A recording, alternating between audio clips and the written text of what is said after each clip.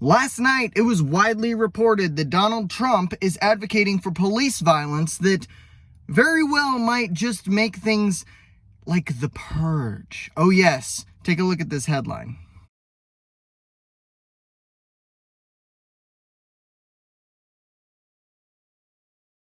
Well, my goodness. It must be real. Did Donald Trump actually advocate for the Purge to end crime? Guess we can't vote for Trump anymore. No, Jesus Christ. Here's the clip. See, we have to let the police do their job. And if they have to be extraordinarily rough. And you know, the funny thing with all of that stuff, look at the department stores, same thing. They walk into you see these guys walking out with air conditioners, with refrigerators on their back, the craziest thing.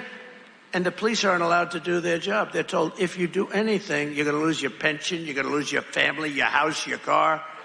The police want to do it. The Border Patrol wants to do it. Border Patrol, they're incredible. They want to do it. They're not allowed to do it because the liberal left won't let them do it. The liberal left wants to destroy them, and they want to destroy our country. You know, if you had one day, like one real rough, nasty day with the drugstores as an example, where when they start walking out with, you know, she created something in San Francisco, $950 you're allowed to steal. Anything above that, you will be prosecuted. Well, it works out that the $950 is a misnomer because you can steal whatever you want. You can go way above. But you'd see, originally you saw kids walk in with calculators. They were calculating. They didn't want to go over the $950. They're standing with calculators, adding it up. You know, these are smart people. They're not so stupid, but they have to be taught. Now, if you had one really violent day, like a guy like Mike Kelly, put him in charge. Congressman Kelly, put him in charge for one day. Mike, would you say, he's right here. He's a great congressman. Would you say, Mike, that if you were in charge, you would say, oh, please, don't touch them. Don't touch them. Let them rob your store. All these stores go out of business, right? They don't pay rent. The city doesn't have money. It's a chain of events. It's so bad. One rough hour, and I mean real rough, the word will get out and it will end immediately. End immediately. Now, I played that clip in full because I wanted you to have all the context of it, and because I'm going to read an article that is linked in the description. In fact, I've already read the article. I took some notes. And I want you to pay really close attention to how this is framed. And this is going to expose something that just drives me up the freaking wall. Okay, so the name of this article by Politico. Trump says, quote, violent day, end quote, of policing will end crime. That's the name of the article.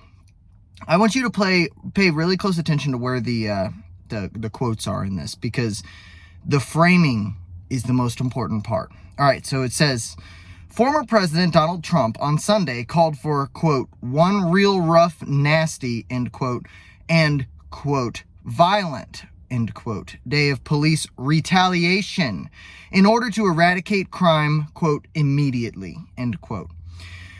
Okay, so already in this first sentence, it's completely dishonest, right? It says one real rough, nasty. Yeah, he did say real rough and nasty. He didn't say police retaliation, but the way that you framed those quotes around it and you set up, unless somebody watches the video, they don't know that that's bullshit, okay? They don't know that he's not calling for police retaliation. What does that word retaliation mean?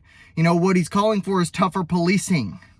All right, I'm not going to judge the merits of it at the moment as far as, like, should there be rougher policing or whatever. I'm focused on the way that this is framed, okay? And we'll talk about the rest of it later. So Politico reached out to the Trump campaign, and they said that this isn't a policy, and they said, obviously, Trump floated it in jest. I don't think that was a very good move by the Trump campaign. I don't think that it was in jest. I think maybe he was using hyperbole, but I think that he meant it. He said you need one. He didn't say he was going to do some kind of a policy to do this, but he said if you had one really rough day of policing, then, you know, you would probably end a lot of the crime. And he was talking about in the cities, like in San Francisco. Well, he's probably right. You would. If you had one day where you crack down really hard on the people that are robbing, looting, and being violent, yeah, you probably would slow the crime down quite a bit if you showed that the police were actually going to do something. On the West Coast in a lot of cities, the police just are overwhelmed because they're underfunded. Now, that is a fact. In fact, I just did a story last week about in Seattle, they're not going to respond to alarm calls anymore. So this is actually a thing. I don't know that they should have said it isn't, that he said it in jest, but that's what they said. Now, in the middle of this article, completely unrelated to anything, and I want you to go read this article because this really is just like all the evidence you need of just the absolute corruption of the journalistic class. So go read this article. In the middle, unrelated, for no reason whatsoever. Quote, Trump was found guilty earlier this year of 34 felony counts by a New York jury related to his scheme to cover up hush money payments to a porn actor. End quote. Whatever. We can go into the merits of that case. I don't want to right now. That would take, that's a different video. What I am going to say is this is a tactic called poisoning the well. And that is exactly what they're doing, and they know it. It has nothing to do with what they're writing about. There's no reason to include it in this article, but they're going to put it there because they hate Donald Trump, and they are going to take every single chance they can get to take a dig at him. Now, in this article, they say that Trump falsely claimed that the limit for things people could steal without consequence is $950. In technical sense, yeah, they're right. What happened was they took it, $950 went from being a felony in California to a misdemeanor. Okay, so it's technically not without consequence. What Trump is talking about is the AG, which... Who was the AG in California at the time? Oh, it was Kamala Harris. At that point where he's talking about the state wouldn't prosecute anybody. They just let them all go. It's not that they weren't actual misdemeanors that they were cited for. It's that the state was refusing to prosecute. That was the issue. And then they go on in the next sentence, they contradict themselves. They say, this actually became law 4 years earlier when Harris was the attorney general, when Arnold Schwarzenegger was governor, and he was a Republican. It's like, yeah, that law was made under Schwarzenegger, and I'm not here to defend Arnold Schwarzenegger. That's a stupid law. But the fact is, Kamala Harris's office and the subsequent AG refused to prosecute people who steal things that are under $950 or $900, whatever the limit was. It is true. It's just a matter of framing. You're trying to say, oh, no, nothing has happened. You're just using a technicality. This is the most dishonest thing you can do because you can state facts that are so misleading that people actually think that it's real. And then they go on to state the FBI statistics that at this point, everybody and their brother knows are not accurate because they didn't include a lot of cities with the highest crime. Everyone knows that.